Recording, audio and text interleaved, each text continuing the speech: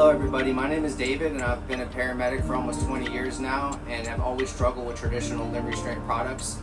I kind of went along with it as time went, but there was a call in particular that my partner suffered a needle stick injury. There was a patient care delay. It was a moment for me where I was like, we have to get rid of the traditional limb restraints we're using. So we created XDcuff about 5 years ago now and have had great success with them. And just wanted to make this video to show you how the new XDcuff system works. We're updating our videos, and in the meantime I wanted you to have this so you can show your customers some of the updated products we have, and if you have any questions you can reach out to me at any time. Thank you for watching. Going over what's included in the starter packs, and then I'll show you how these work on the stretcher. So to start, the reference 115C, the clip-in reusable metal starter pack, comes with a pair of wrist restraints, a pair of ankle restraints, and a 4-pack of clip anchors. The next one is a reference 115C plus. This is a secure-in version. As you can see, they have this additional tether that attaches it to the stretcher. The next is the reference 115 clip-in starter pack. Same 2 pairs, or 1 pair of wrist, 1 pair of ankle, 4-pack of clip anchors. And then you have the reference 105 secure-in starter pack. And as you can see, these have the securement straps that hold them to the stretcher. Now these buckles are rated at 450 pounds each, extreme strength and durability, 800. Some people were still concerned with the plastic regardless of the strength, so that's why we created the steel version. So these are 4 options, and these all options can be switched out to a disposable version as well. And now I'll show you how these are attached to the stretcher. Alright, so I'll show you now how these are laid out. This is a secure-in version on the patient's left side. You see the securement strap here. Its only function is to hold the cuff on the stretcher. You have the cuff, and then you have the anchor. For the clip-in, you only have the anchor attached to the stretcher and the cuffs are stored separate. Now we'll go to the metal version. Again, you can see it's secured to the stretcher, connected to itself, and then the clip anchor here. Now I'll show you how these are deployed. All right, so in the unfortunate event you have an uncooperative patient, how these deployed are very easy.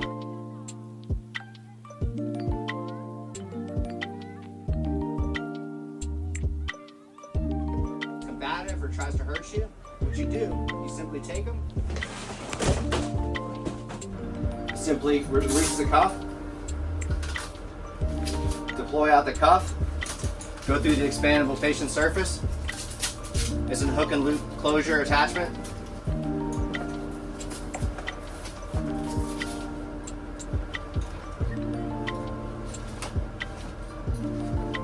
Pull a red cinch tab and they're restrained.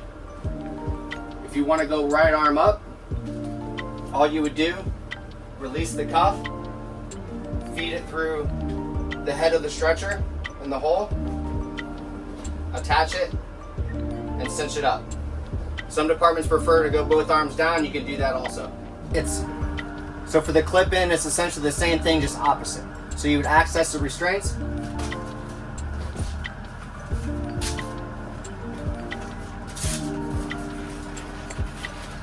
attach the cuff,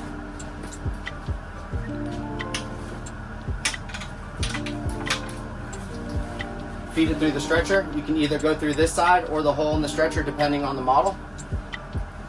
And here you'll see the neon tab here. The only reason that's there is for direction. So you would come in and clip it in,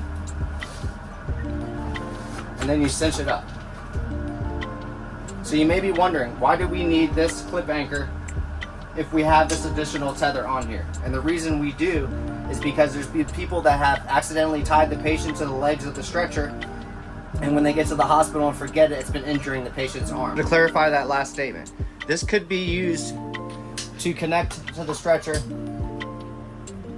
and you would cinch it up. But the problem is this correct connection point is so close to the improper connection point that's why these problems are happening, because people are in a rush and they're accidentally tying to the legs of the stretcher.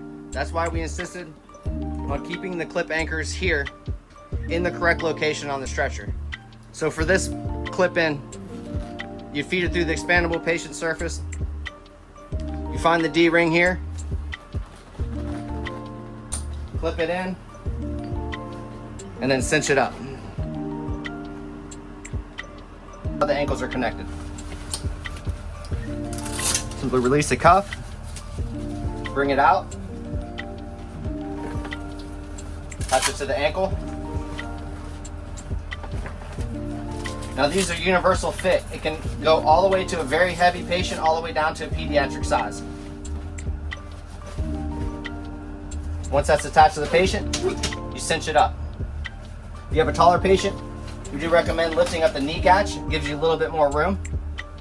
And the difference with the ankle as well is the strap's a little bit shorter, so this doesn't hang off and drag in the wheels or anything like that. We recommend crisscrossing the ankle restraints for increased immobilization. These could also be attached to the lift bars, the anchors, but with the new Power Pro 2s, that is a challenge because it does expand out. So it just depends on what stretcher you have and the user's preference. So these are color coded as well. Green for grass ankle, blue sky wrist. They're also written on the label here. Disposable version, and that's what I'm going to show you here last.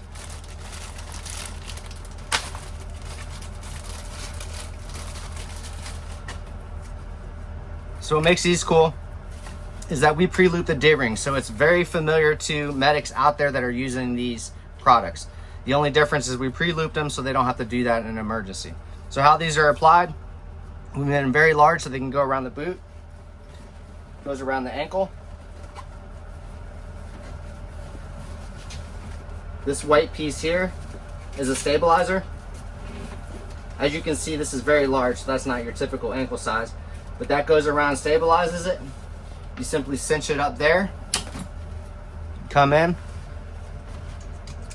cinch it up, and tighten it. So this part is completely disposable. That's a reference 106 universal cuff. We'll do another one. Comes around. The white part stabilizes it. Cinch it up.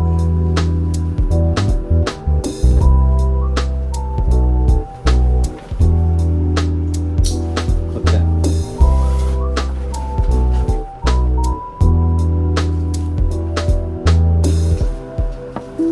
So these are machine washable and stand up to a lot of the chemicals used in EMS, bleach, cavicide. We've tested it against all of the industrial cleaners and the Velcro holds up very well. We've done 20 washes and there's no disintegration of the Velcro or anything like that. The thing we recommend though, if you do soak them in bleach, soak them for the recommended time, 10 minutes, clean with a soft bristle brush and ensure that they're thoroughly rinsed before storing. Obviously you want to have them dry before you repackage them, and now I'll show you how these are put back on the stretcher. So simply take the tether, reconnect it.